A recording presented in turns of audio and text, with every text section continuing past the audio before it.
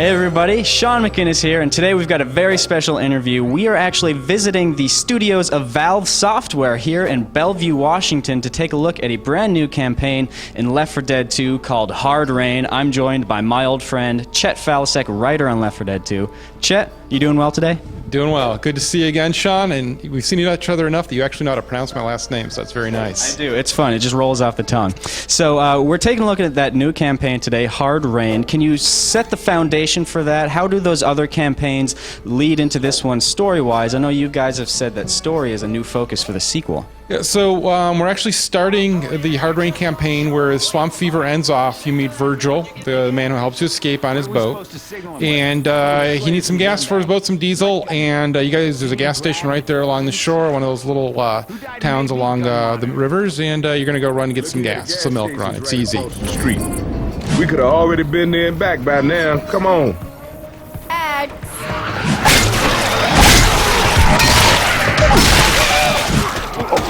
Excuse me! Excuse me! Of course, the zombie movie, nothing quite goes as planned. You forget your gun bag at first, you forget the flares, the signal, old Virgil back again, and of course, the gas station's out of gas.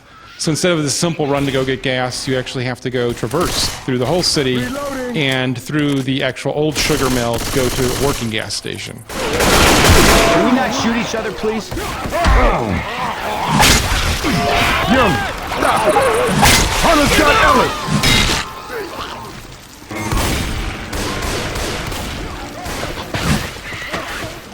So this one introduces some new elements to Left 4 Dead 2, which are weather effects. Hard Rain, obviously, it's not just a catchy title, there's a lot of rain going on, right? Yeah, correct. So the first time when you start, you actually go through the city and the sugar mill. When you get your gas, you have to come back, obviously, because you want to go back to Virgil and the boat.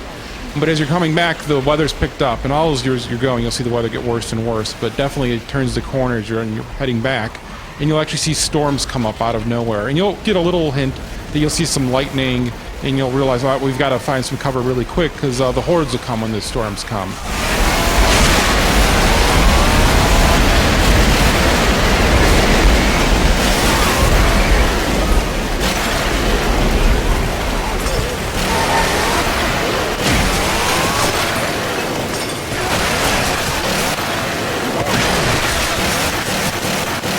And so all of a sudden it'll be blinding rain, you'll barely be able to see, you got to really stick close to your buddies, and then there's just swarms of zombies come. It's especially bad as you first start coming back. There's a big cane field that you have to go through, which is very similar to the cornfields, Blood Harvest, and we all know how hard those were to go through. So it added a storm to those, and they become really difficult. So one of the other things that you guys are doing new with this campaign is you're not just going from point A to point B, you're sort of going from point A to B and back to A again. What was the inspiration behind that design decision? We really wanted to give the players something they're familiar with but turned on its head. So as you're going through the first time, you kind of can note some landmarks. There's a garage sale in the city. There's a playground. There's a couple other things inside the mill itself. But on your way back, walking through the land isn't nearly as easy because there's all this water from the rain. And so this swampy movement will slow you down. So you actually want to take some higher roads. And you'll notice all of a sudden what wasn't apparent the first time through is there's all these other routes you could take over the tops of things, on rooftops, on top of the big containers they have at the mill and stuff. And so you actually take those routes back most of the time, unless you get pulled off by a smoker, of course, and you're back in the muck and plowing through there. And so we wanted to be able to give you this thing that you're familiar with, but yet not familiar with. And so you'll definitely see teams kind of struggling with, should we just run through the water down the middle of the street, or should we keep to the rooftops? And in Versus, of course, the infected are all about knocking you off those rooftops and back into the water and slowing you down. You got to learn to shoot.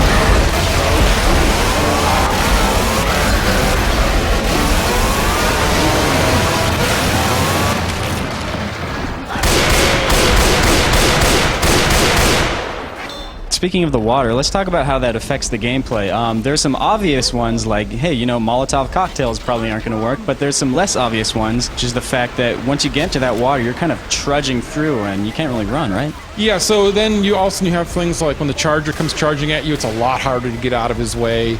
The other specialists are just able to really kind of come in and attack you a lot clearer. And so you really just have to keep on your toes, and you really want to stay out of the water. And we give you a lot of different alternate paths through the city, a bunch of different buildings you can move through. You can choose to go through second floors, first floors, you know, kind of however you want to navigate it. It's really wide open. Hey, run! Fire coming! Shooting me? That's some crazy shit.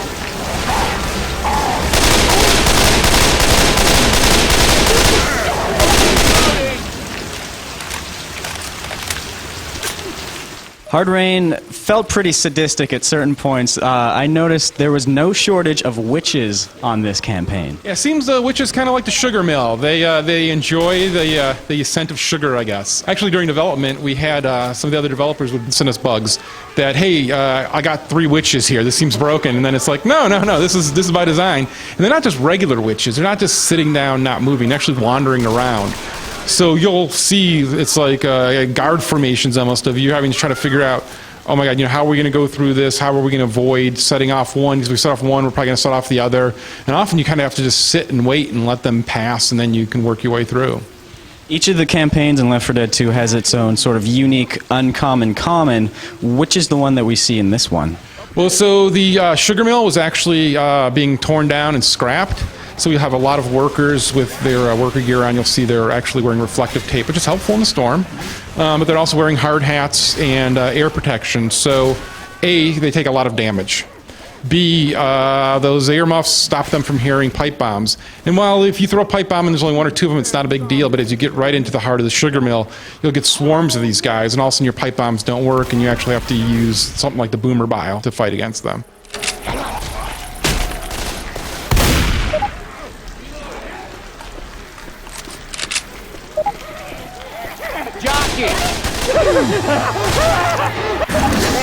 Need some help! Get up, get up, get up! All right, thanks.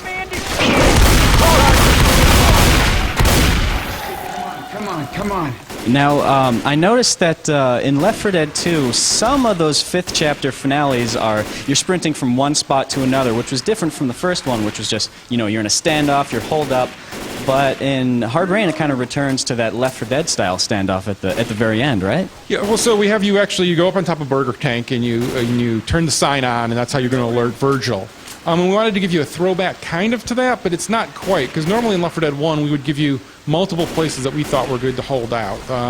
You could have your backs against the wall here. This is a solid defense. Here we actually give you no place that's actually very good to hold out. The roof of the Burger Tank's actually been ripped open, so there's a giant hole in there. All the ledges end into being torn off into the water. Tanks can send you flying. And inside the Burger Tank itself is just a maze of chairs, so it's hard to move. So we give you what feels like the old style, but almost it's not, because you really have to just leave yourself really open on the roof of the Burger Tank fighting off the infected. Reloading!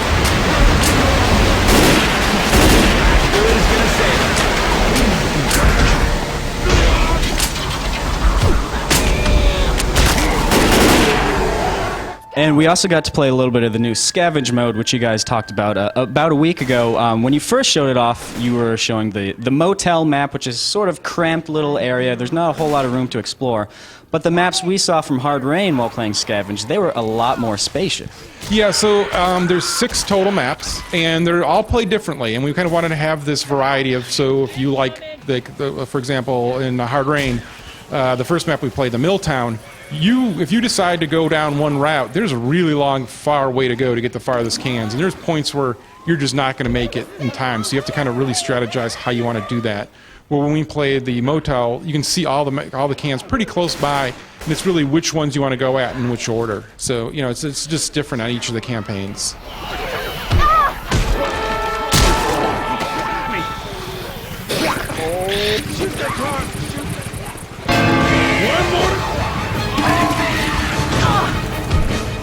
right. Well, Chet, you are absolutely the best Scavenge coach that I have played with so far. I wish everybody watching at home could be so lucky to play Scavenge with you.